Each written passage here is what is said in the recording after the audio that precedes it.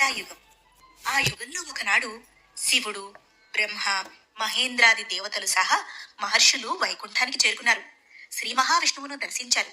దేవాధిదేవ, లంకాధిపతి రావణాసుని హింసలు భరించలేకపోతున్నాం. యజ్ఞ యాగాది క్రతువులు ఆగిపోయాయి. బ్రహ్మ ఇచ్చిన వరబలంతో రావణుడు రెచ్చిపోతున్నాడు. అతని ఆగడాలకు అంతే లేకుండా పోతోంది అని అన్నారు. ఆందోళన చెందారు. బ్రహ్మ ఏమని వరమిచ్చాడు అడిగాడు విష్ణువు. నరుల వల్ల, వానరుల వల్ల తప్ప రావణుడికి మరెవ్వరి వల్ల ప్రాణహాని లేదన్నాను. ఆ వరబలంతోనే అతను దేవతలను, మహర్షులను హింసిస్తున్నాడు. ధర్మాన్ని నాశనం చేస్తున్నాడు. అతన్ని మట్టుబెట్టి లోకానికి శాంతిని నువ్వే చేకూర్చాలి లక్ష్మీరమణ, నువ్వే దిక్కు అన్నాడు బ్రహ్మ. రావణుడు మహాశివభక్తుడని విన్నాను అన్నాడు విష్ణువు. శివుణ్ణి నవ్వుతూ చూశాడు.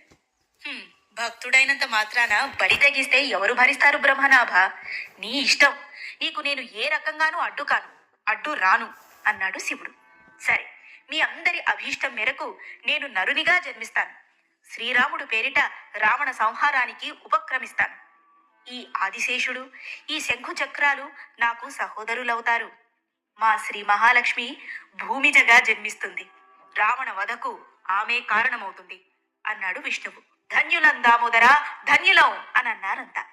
నరునిగా నువ్వు జన్మిస్తే ఇంద్రాది దేవతలంతా వారి వారి అంశా ప్రభావాలతో వానరులుగా జన్మిస్తారు. ఆ వానర సైన్యం నీకు బాసటగా నిలుస్తుంది అన్నాడు బ్రహ్మ. అవును దేవా, అసుర సంహరణార్థం మేమంతా వానరులుగా జన్మిస్తాం.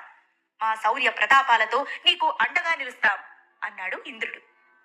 బాగానే ఉంది గాని మహాశివభక్తుడు, బ్రహ్మజ్ఞాని, మహాతపస్సంపన్నుడు రావణ బ్రహ్మను సంహరించాలంటే దైవాంశ సంభూతుడైన గొప్ప వానరుడు ఇంకొకడు కావాలి. అతడు మహాబల సంపన్నుడై ఉండాలి అని అన్నాడు విష్ణువు. శివుణ్ణి నవ్వుతూ చూశాడు. అర్థమైంది అన్నట్టుగా సన్నగా తలూపాడు శివుడు. నా కోసం జన్మించిన ఆ వానర ప్రముఖుడు నా అవతార నామం రామనామాన్నే స్మరిస్తూ ఆశ్రిత భక్త రక్షకుడవుతాడు. రామబంటుగా నిలుస్తాడు అన్నాడు విష్ణువు. అతని మాట పూర్తిగానే లేదు. వైకుంఠమంతా రామనామం మారుమ్రోగింది. ఆ నామానికి పరవశులయ్యారంతా. కొన్నాళ్లు గడిచాయి. సుపర్వ గిరి మీద కేసరి అని ఓ గొప్ప వానరుడు ఉండగా అతన్ని సేవిస్తూ 60,000 మంది వానరులు నివసించసాగారక్కడ. వారంతా కేసరిని తమ నాయకుడు అని ప్రకటించారు. శంఖము, శబలము అని 2 ఏనుగులుండేవి. అవి ప్రభాస తీర్థంలోని మునులను బాధిస్తూ ఉండేవి. వాటిని మట్టుబెట్టాడు కేసరి. ఆ కారణంగా అతన్ని కేసరి అని అన్నారు. తర్వాత కేసరి అంటే సింహం అనే అర్థం. బలవంతుడు, భాగ్యవంతుడు అయినా పెళ్లి చేసుకోలేదు కేసరి. బ్రహ్మచర్యం అవలంబించి గొప్ప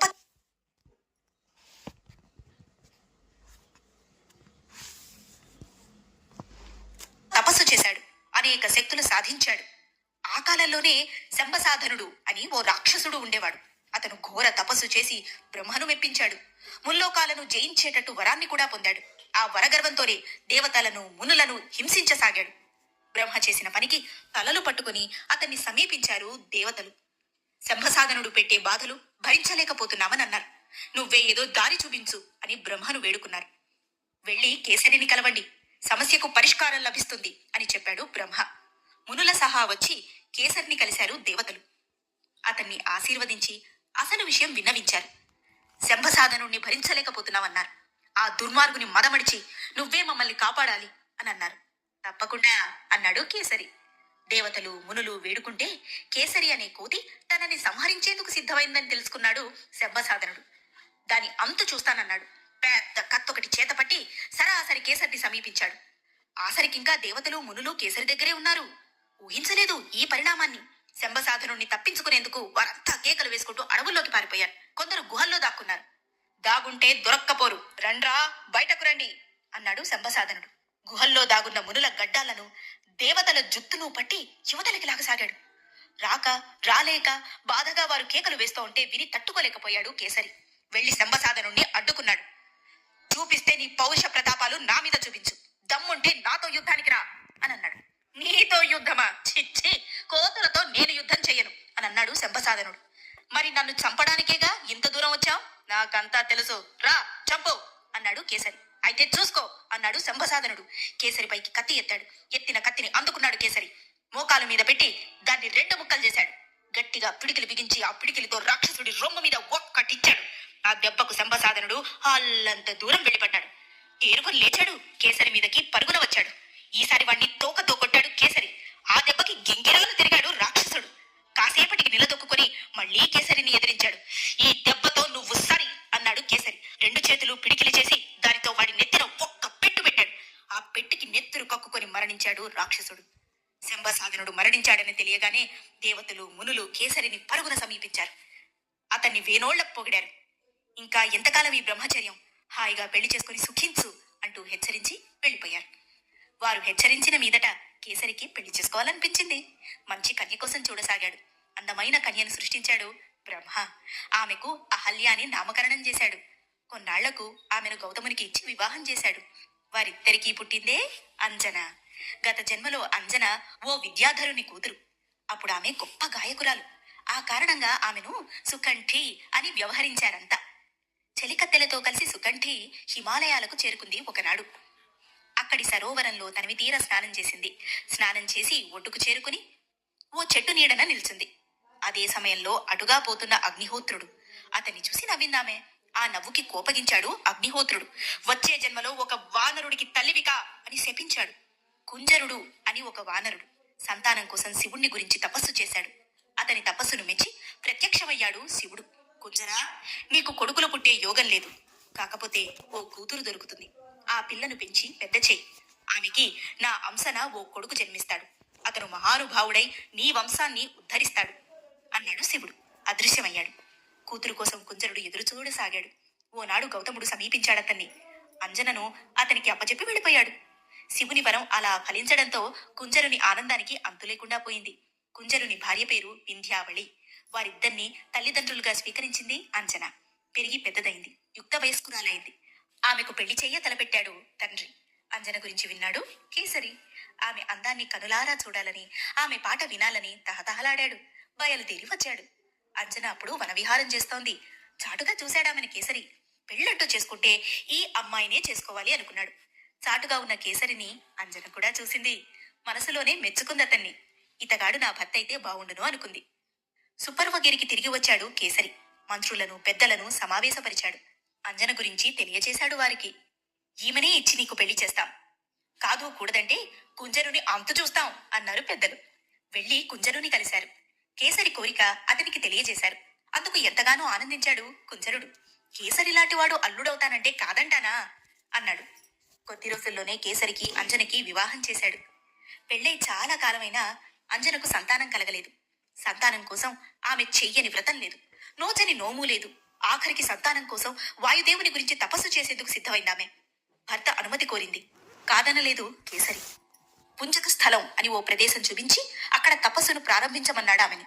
భర్త చెప్పినట్టుగానే ఆ స్థలంలోనే అంజన తపస్సు ప్రారంభించింది. వాయుదేవుణ్ణి ప్రార్థించసాగింది. అంజన ప్రార్థన ఫలించింది. వాయుదేవుడు ప్రత్యక్షమయ్యాడు. ఎన్నో రోజులుగా తాను మోస్తున్న శివతేజాన్ని ఒక పండు రూపంలో అంజనకు ప్రసాదించాడు. ఈ పండు స్వీకరించు, నీకు సంతానం కలుగుతుంది అని అన్నాడు. అదృశ్యమయ్యాడు. వాయుదేవుడిచ్చిన పండును కళ్ళకద్దుకున్నది అంజన. తిన్నది. వాయుదేవుడు చెప్పినట్టుగానే గర్భం దాల్చింది. అయితే రోజు రోజుకి గర్భం పెరగడం చూసి ఆందోళన చెందింది. చాలా కాలంగా తాను ఒంటరిగా ఉన్నదిక్కడ. తపస్సు చేసుకుంటూ ఉంది. గర్భం దాల్చడం ఎలా? రేపు పెద్దలు వేలెత్తి చూపుతారేమోనని భయపడింది. ఆమె భయాన్ని పోగొడుతూ ఆకాశవాణి ఇలా పలికింది. అంజనా, ఒకప్పుడు శివుడు వానర రూపం దాల్చి తన తేజస్సును వాయుదేవునికిచ్చాడు. దానినే ఇప్పుడు వాయుదేవుడు నీకు పండుగ ఇచ్చాడు. దానిని నువ్వు స్వీకరించిన కారణంగా సాక్షాత్తు ఆ శివుడే నీ గర్భంలో పిల్లాడిగా పెరుగుతున్నాడు. ఆకాశవాణి మాటలకు ఆనందించింది అంజన. శివుణ్ణి తలుచుకొని చేతులు జోడించింది, నమస్కరించింది. సంతానం కోసం నువ్వు వాయుదేవుని గురించి తపస్సు చేసిన కారణంగాను, నీకు సంతానం కలిగేందుకు వాయుదేవుడు సహాయపడిన కారణంగాను రేపు నీకు పుట్టబోయే కొడుకును అంతా వాయునందనుడు అని పేర్కొంటారు. పెరిగి పెద్దవాడై అతను ముల్లోకాలలోనూ కీర్తి ప్రతిష్టలు ఆర్జిస్తాడు అన్నది ఆకాశవాణి. అప్పటికి స్థిమితపడింది అంజన. అంతలో అక్కడ వాయుదేవుడు ప్రత్యక్షమయ్యాడు. ఆకాశవాణి చెప్పిందంతా నిజం. నువ్వు జరిగిందంతా నీ భర్తకు చెప్పు, అంతా సజావుగా సాగిపోతుంది అని అన్నాడు. సరేనన్నది అంజన. తిరిగి వచ్చింది. భర్త కేసరికి జరిగిందంతా చెప్పింది. అంతా దైవలీల అన్నాడు కేసరి. అంజనను అభిమానంగా దగ్గరికి తీసుకున్నాడు. 1 సంవత్సరం గడిచింది. అంజన పండంటి బిడ్డని ప్రసవించింది. ఆకాశవాణి చెప్పినట్టుగా కొడుకే పుట్టాడామెకు. అప్పుడు దేవదుందుబులు మోగాయి.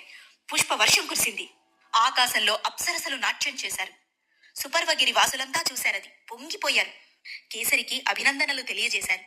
అనేక కానుకలు చెల్లించి అతన్ని ఆనందింపజేశారు.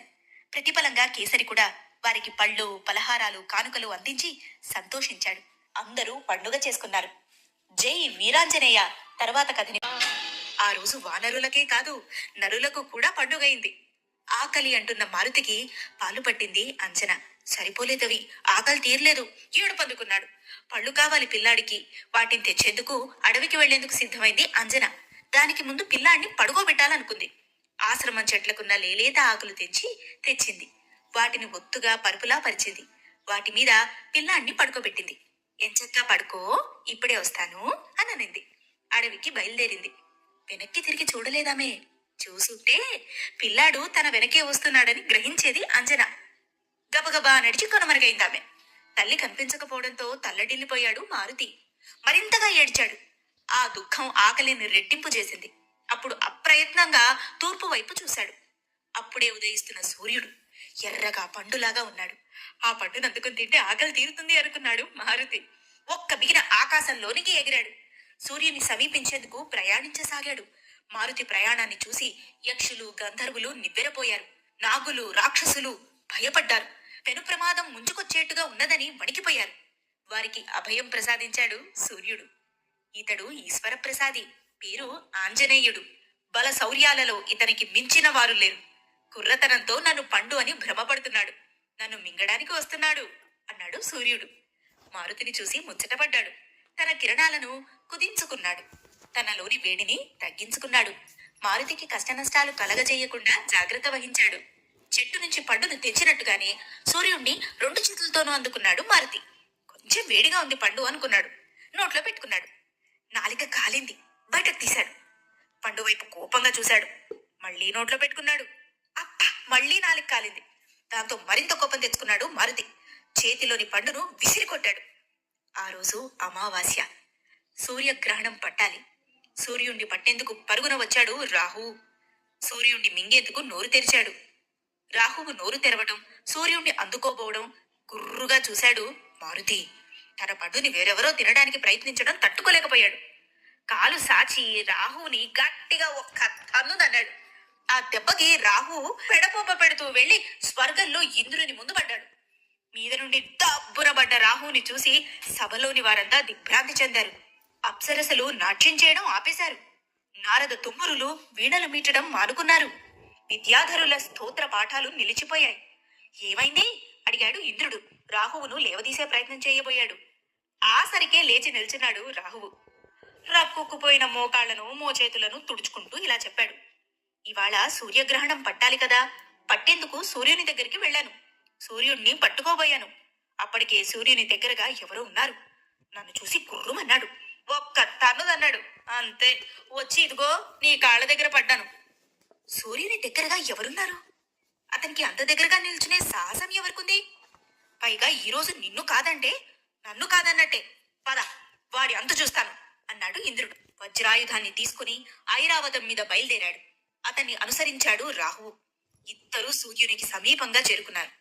సూర్యుణ్ణి నోటబెట్టుకుంటూ, బయటికి తీస్తూ, కాలిపోతున్న పెదవుల్ని చప్పరిస్తూ నానా అవస్థలు పడుతున్నాడు మారుతి. సూర్యుణ్ణి తినలేకపోతున్నాడు.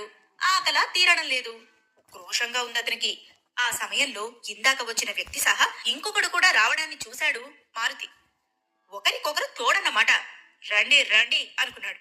సూర్యుణ్ణి వెనగ్గా దాచిపెట్టాడు. మారుతి ఆగడాలను గమనించాడు ఇంద్రుడు. పక్కనున్న రాహుని చూశాడు. వెళ్ళు, సూర్యుణ్ణి పట్టుకో అన్నాడు. రాహు పరుగున వచ్చి సూర్యుణ్ణి పట్టుకోబోయాడు. అంతే, కాలు విదిల్చాడు మారుతి. ఆ గాలికి వెర్రెత్తిపోయాడు రాహు. ఎంత వేగంగా ముందుకు వెళ్లాడో అంత వేగంగానూ వెనక్కి తిరిగొచ్చాడు. చెయ్యి చాచి ఇంద్రుడు అడ్డుకోకపోతే రాహు ఆకాశాంతాలకు ఎగిరిపోయేవాడే. అడ్డుకోవడంతో ఆగాడు. ఇవాళ సూర్యుణ్ణి పట్టుకోవడం నా వల్ల కాదు. వాడెవడో నన్ను చంపేసేటట్టే ఉన్నాడు అన్నాడు రాహువు. వణికిపోతూ నిల్చున్నాడు. ఆగ్రహించాడు ఇంద్రుడు. మారుతి వైపుగా ఐరావతాన్ని పోనిచ్చాడు. దగ్గరగా వస్తున్న ఐరావతాన్ని చూశాడు మారుతి. తెల్లగా బావుందిది. తింటే ఇట్టే ఆకలి తీరేటట్టుంది అని అనుకున్నాడు. సూర్యుణ్ణి వదిలి ఐరావతాన్ని అందుకునేందుకు ముందుకు దూకాడు మారుతి. అతని దూకుడు చూసి వెనక్కి తగ్గింది ఐరావతం. దాంతో మరింతగా ఆగ్రహించాడు ఇంద్రుడు. చేతిలోని వజ్రాయుధాన్ని గురిచూసి ప్రయోగించాడు. వజ్రాయుధానికి మారుతి దవడ చిట్లిపోయింది. బాధ భరించలేకపోయాడు. స్పృహ తప్పాడు మారుతి.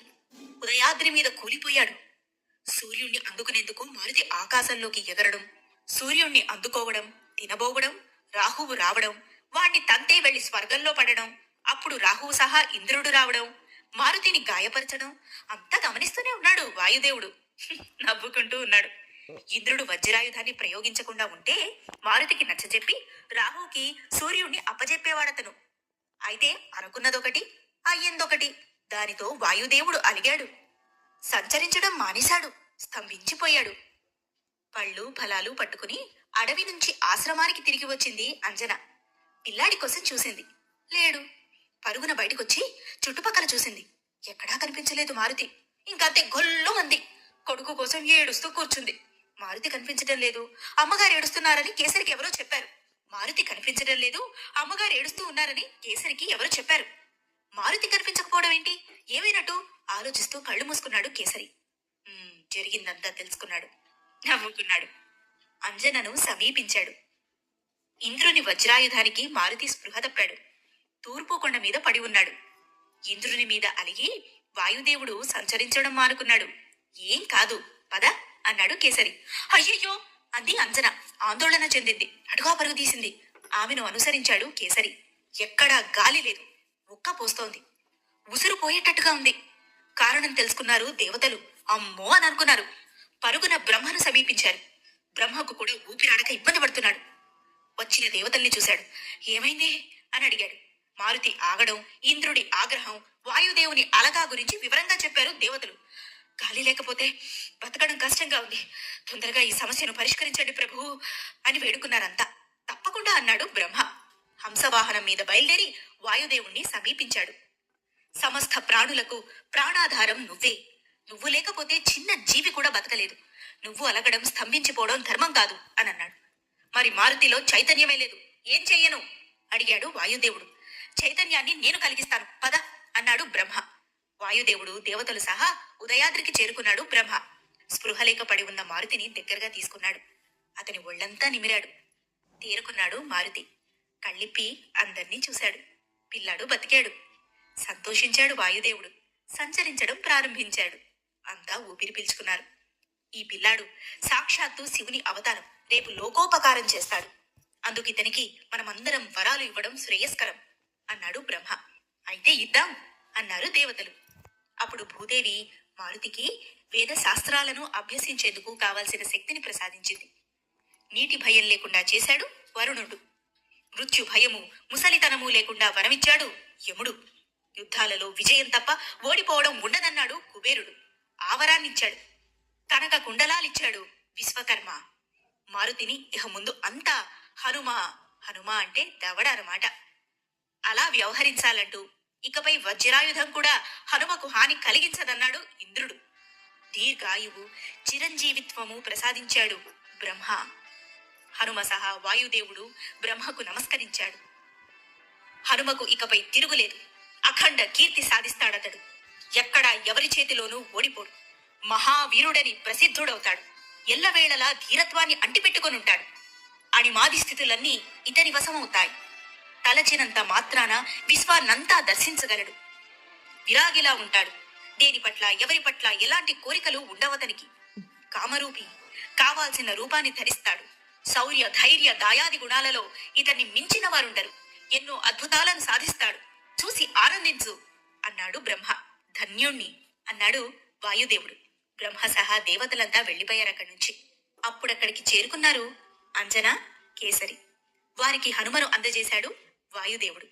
హనుమను గుండెల కదుపుకొని ఆనందించింది అంజన. ఈ చిన్నారి సాధించని విజయాలుండవు. తల్లిదండ్రులుగా మీ కీర్తికి అంతుండదు అన్నాడు వాయుదేవుడు. సంతోషించాడు కేసరి. అంజనను, హనుమను ప్రేమగా చూశాడు. తండ్రి అంటూ హనుమ తనని చుట్టుకుంటూ ఉంటే ప్రేమగా అతని తల నిమిరాడు కేసరి. మహాజ్ఞానవంతుడైన బాలునిగా హనుమ చెయ్యని చిలిపి పని లేదు. ఆకతాయి పనులు చేస్తూ బాగా అల్లరి చేసేవాడు. తప్పు అని చెప్పినా వినిపించుకునేవాడు కాదు. బ్రాహ్మణులను పిల్లలను ఆట పట్టించేవాడు. కూడదంటే ఖాతరు చేసేవాడు కాదు.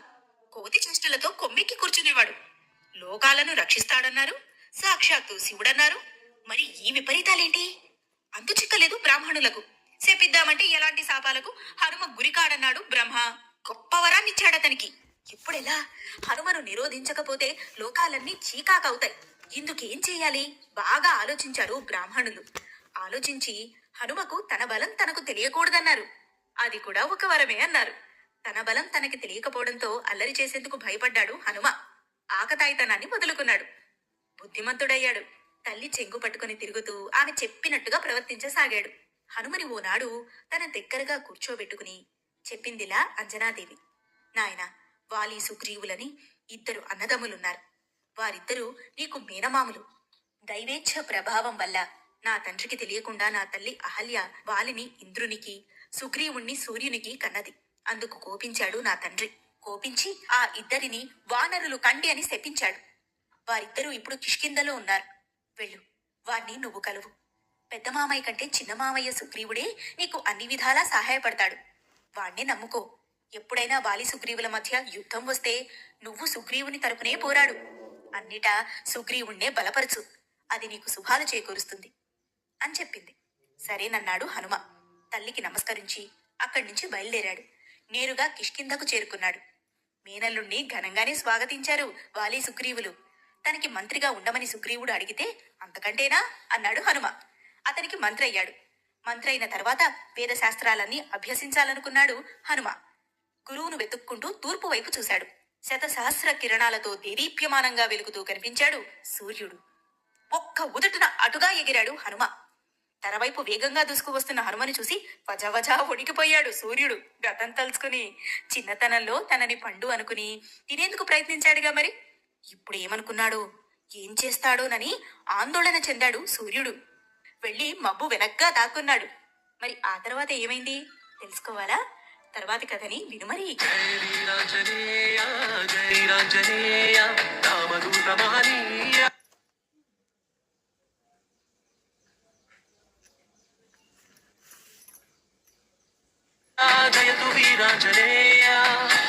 మాణిక్య కుండలాలతో మెరిసిపోతున్నాడు హనుమ. దివ్య పీతాంబరంతో వెలిగిపోతున్నాడు. స్వర్ణ మాలికలతో, సువర్ణ యజ్ఞోపవీతంతో, మణినూపురాల ధ్వజవజ్రాంకుశ ఛత్ర పద్మ రేఖలు గల పాద పద్మాలతో మిసమిసలాడుతూ, గొప్ప భుజాలతో, దీర్ఘవాలంతో, బ్రహ్మతేజ పుంజ వదనారవిందంతో విరాజిల్లుతూ మబ్బుల వెనక దాగిన సూర్యుణ్ణి సమీపించాడు హనుమ. తలవంచి చేతులు జోడించి సూర్యుడికి నమస్కరించాడు. సంకల్ప సిద్ధిరస్తు దీవించాడు సూర్యుడు. అనుమానించలేదు. నమస్కరించి గౌరవించాడు. ఆశీర్వదించాను. వెళ్ళిపోతాడనుకుంటే వెళ్ళడే, ఇంకా ఉన్నాడే? సందిగ్ధంలో పడ్డాడు సూర్యుడు. అడిగాడిలా, ఏంటి నాయనా ఇలా వచ్చావు? వేదశాస్త్రాలు నేర్చుకోవాలనుంది స్వామి, అవి మీరే నేర్పగలరని వచ్చాను చెప్పాడు హనుమ. అవసరార్థం వచ్చాడు, అడావుడి చెయ్యడు అని అనుకున్నాడు సూర్యుడు. చాటు నుంచి తప్పుకున్నాడు. మిరుమిట్లు గొలుపుతూ ముందుకొచ్చాడు. నేను మేరు పర్వతం చుట్టూ అతివేగంగా పరిభ్రమిస్తూ ఉంటా. నాతో పాటుగా నువ్వు తిరగలేవు. నా దగ్గర శాస్త్రాభ్యాసం చేయడం అసాధ్యం అన్నాడు సూర్యుడు. సన్నగా నవ్వాడు హనుమ. అడిగాడిలా, స్వామి, మీరు అనుమతిస్తే మీ చుట్టూ తిరుగుతాను. లేదంటే ఉదయ పర్వతం మీద ఒక కాలు, అస్తమయ పర్వతం మీద ఒక కాలు పెట్టి మీ వెంటే ఉంటాను. కాదంటే మీ ముందుండమంటే మీ ముందు, వెనకుండమంటే వెనుక ఉంటాను. తప్పదు. మీరే నాకు వేదశాస్త్రాలు నేర్పాలి. హనుమ కోరికను కాదనలేకపోయాడు సూర్యుడు. అయితే అనుమానించాడతన్ని. నీలాంటివాడు శిష్యుడవుతానంటే ఏ గురువు కాదంటాడు? వేదశాస్త్రాలని నేను నీకు నేర్పుతాను. అయితే నువ్వన్నట్టుగానే ఉదయ పర్వతం మీద, అస్తమయ పర్వతం మీద చెరో కాలు పెట్టి వాటిని నువ్వు అభ్యసించాలి. అభ్యసించగలవా అడిగాడు. ఆజ్ఞ అన్నాడు హనుమ. సూర్యునికి ప్రదక్షిణ నమస్కారాలు చేశాడు. తరువాత తన శరీరాన్ని పెంచాడు. ఎంతవరకు పెంచాడంటే నక్షత్రాలను అధిగమించి మరీ పెంచాడు. అన్ని దిక్కులు ఆక్రమించాడు. బ్రహ్మాండమంతా నిండిపోయాడు. ఆ అవతారం చూసి బ్రహ్మదేవుడే నివ్వెరపోయాడు. మునులు దేవతలైతే భయ విభ్రమాలు చెంది హనుమకి నమస్కరిస్తూ నిల్చున్నారు. సూర్యుడి సంతోషానికి అంతు లేకుండా పోయింది. సాక్షాత్తు శివుడివి, నీకు నేను శాస్త్రాలు బోధించడమేమిటి? కాకపోతే నీ చరిత్రలో నన్ను ఓ పాత్రని చేసేందుకు నన్ను ఆశ్రయించావు. మహదానందంగా ఉంది అన్నాడు సూర్యుడు. ఎంత మాట గురుదేవా, మీరంత మాట అనకూడదు. నేను మీ శిష్యుణ్ణి. నాకు శాస్త్రబోధ చెయ్యండి ప్రార్థించాడు హనుమ. యథారూపం దాల్చాడు. సూర్యుని రథానికి ఎదురుగా నిలిచాడు. 24 నిమిషాల కాలాన్ని గడియ అని అంటారు. ఆ గడియలో సూర్యుడు 9,70,000 యోజనాల వేగంతో నడుస్తాడు. ఆ వేగాన్ని అందుకున్నాడు హనుమ. సూర్యుణ్ణి అంటిపెట్టుకుని స్మృతి పురాణాలు సహా అన్నీ నేర్చుకున్నాడు. చదువు పూర్తి చేశాడు. నాకు తెలిసింది, నేను నేర్చుకున్నది అంతా నీకు నేర్పాను. అద్భుతంగా నువ్వు నేర్చుకున్నావు. వెళ్ళిరా అన్నాడు సూర్యుడు. సెలవు గురుదేవా అన్నాడు హనుమ. వెనుదిరిగాడు. కిష్కింధకు చేరుకున్నాడు. ఎక్కడికెళ్ళావు? ఏమయ్యా విన్నాళ్ళు అడిగాడు సుగ్రీవుడు. సూర్యుడి దగ్గర తను శాస్త్రాభ్యాసం చేసిన సంగతి వివరించాడు హనుమ. విని మెచ్చుకున్నాడు సుగ్రీవుడు. హనుమను మరింతగా దగ్గరకు తీసుకున్నాడు. అనుక్షణము తనతోనే ఉండమన్నాడు అతన్ని. వృక్షరజుని వద్ద వాలి సుగ్రీవులు ఎదిగారు. అన్యోన్యంగా జీవించసాగారు. వృక్షరజుని అనంతరం ఆ రాజ్యానికి వాలి రాజైతే సుగ్రీవుడు యువరాజయ్యాడు. వాలి పౌరుష ప్రతాపాలు బల పరాక్రమాలు సాటిలేనివి.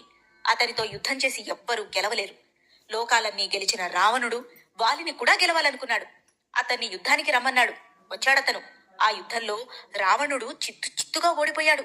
ఓడిపోయి వాలి స్నేహాన్ని కోరాడు. తరువాత వాలితో తలపడిన వాడు దుందుభి.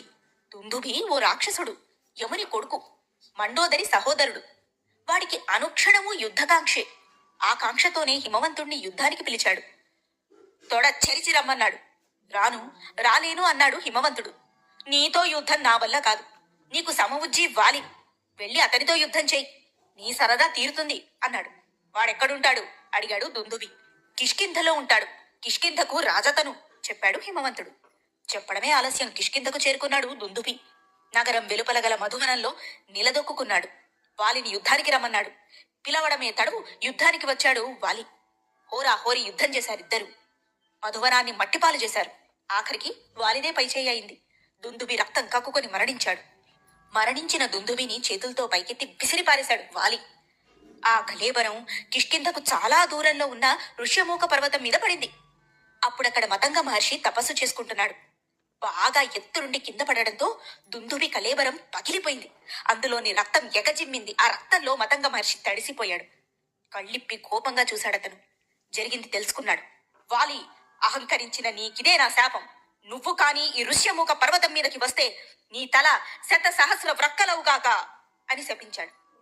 కొన్నాళ్లకు దుందుభి కొడుకు మాయావితో కూడా వాలికి విరోధం ఏర్పడింది. తండ్రిని చంపాడనే కాదు, ఒకానొక స్త్రీ విషయంలో కూడా వాలి కలుగజేసుకోవడం మాయావికి నచ్చలేదు. యుద్ధం ప్రకటించాడతను. ఒక అర్ధరాత్రి కిష్కింధకు చేరుకున్నాడు మాయావి. నగర ద్వారం దగ్గర నిల్చున్నాడు. వాలిని యుద్ధానికి పిలిచాడు. పెడబొబ్బులు పెట్టాడు. నిద్ర మేల్కొని యుద్ధానికి సిద్ధమవుతున్న వాలిని భార్య తార సహా తమ్ముడు సుగ్రీవుడు వారించాడు. ఇంత రాత్రి వేళ ఈ యుద్ధం అవసరమా? కావాలంటే సూర్యోదయం కాని యుద్ధానికి వెళ్దాం అన్నాడు సుగ్రీవుడు. యుద్ధానికి వెళ్ళలేమిటి?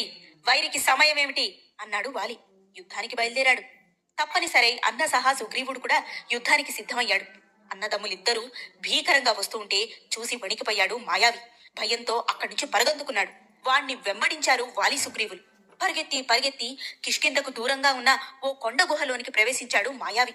పైనుంచి ఎంతగా చూసినా కనిపించలేదతను. అప్పుడన్నాడిలా వాలి, నేను ఈ గుహలోకి ప్రవేశించి మాయావి అంతు చూసి వస్తాను. నేనొచ్చేదాకా నువ్వు ఇక్కడే ఉండు. అలాగే అన్నయ్యా అన్నాడు సుగ్రీవుడు. వాలి గుహలోనికి ప్రవేశించాడు. ఆ రాత్రి గడిచి తెల్లారింది.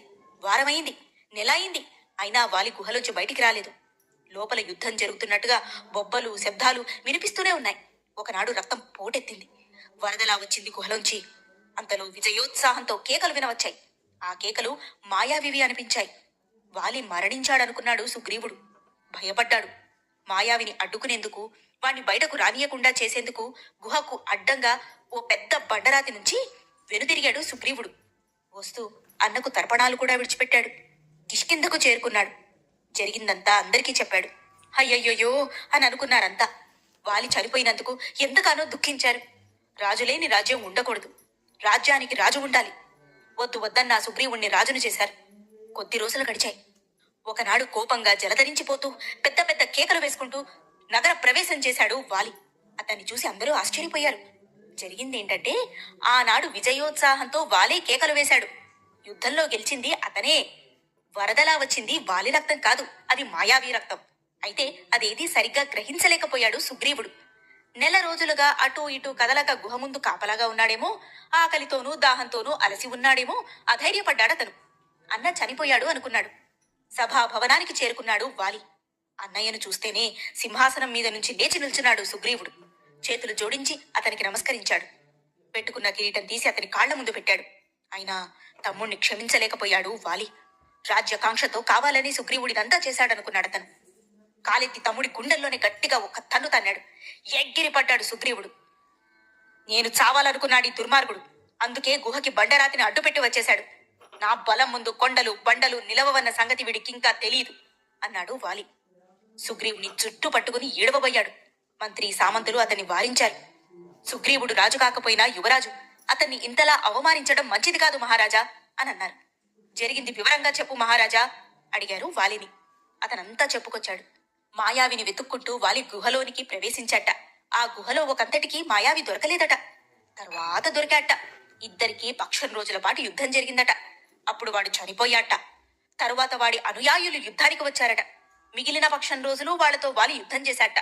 నెల రోజులకి అందర్నీ అంతమొందించి గుహలోంచి బయటపడాలని చూస్తే దారి దొరకలేదట. వెతగ్గా ఇన్నాళ్లకి దారి దొరికిందట. వద్దామనుకుంటే అడ్డంగా బండరాయి ఉందిట. తొలగించమని సుగ్రీవుణ్ణి కేకేశాట. సమాధానమే లేకపోయిందిట.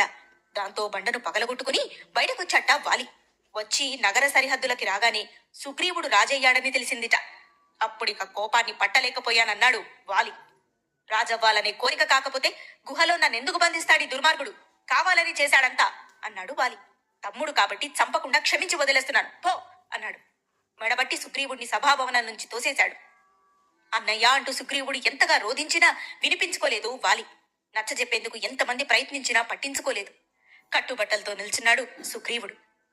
అతన్ని జాంబవంతుడు, హనుమంతుడు, మైందుడు, ద్వివిధుడాదిగా అనేక మంది వానర వీరులు సమీపించారు. ఓదార్చారతన్ని. పద పోదాం అని అన్నారు. ఎక్కడికి పోతాం? ఎక్కడికి పోయినా అడగరాని కోపంతో అన్న వచ్చి హింసిస్తూనే ఉంటాడు అన్నాడు సుగ్రీవుడు. వాలిని తలుచుకుంటూ అతను వణికిపోసాగాడు. ఋష్యముఖ పర్వతానికి పోదాం పద. అక్కడైతే వాలి రాలేడు. వస్తే అతని తల శతసహస్ర వ్రక్కలవుతుంది. మతంగ మహర్షి శాపం ఉంది కదా అన్నాడు జాంబవంతుడు. అవునంటే అవునన్నారు మిగిలిన వాళ్ళు. వారందరి సహా సుగ్రీవుడు ఋష్యముఖానికి చేరుకున్నాడు. సుగ్రీవుడు రాజ్యం నుంచి తప్పుకోవడంతో అతని భార్య రుమను సొంతం చేసుకున్నాడు వాలి. రాజ్యాన్ని పరిపాలించసాగాడు. కొద్ది రోజులు గడిచాయి. ఒకనాడు ఋష్యముఖం మీద సంచరిస్తూ కిందికి చూశాడు సుగ్రీవుడు. ఎవరో ఇద్దరు వ్యక్తులు ఆజానుబాహువులై ఉండి ధనుర్బాణాలు ధరించి పంపా తీరంలో కనిపించారతనికి. వారిని చూస్తూనే వణికిపోయాడు సుగ్రీవుడు. తానొస్తే మరణిస్తానని తెలిసి ఈ వ్యక్తుల్ని పంపి ఉంటాడు వాలి. సుగ్రీవుణ్ణి సంహరించరమ్మని చెప్పుంటాడు. అందుకే వచ్చారు ఈ వ్యక్తులు అని అనుకున్నాడు సుగ్రీవుడు.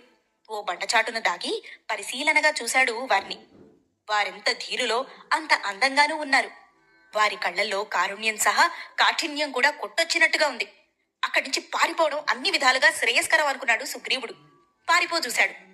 అడ్డుకున్నాడతన్ని హనుమ. ఎక్కడికి మహారాజా ఈ పరుగు? ఎందుకు ఈ వణుకు అడిగాడు.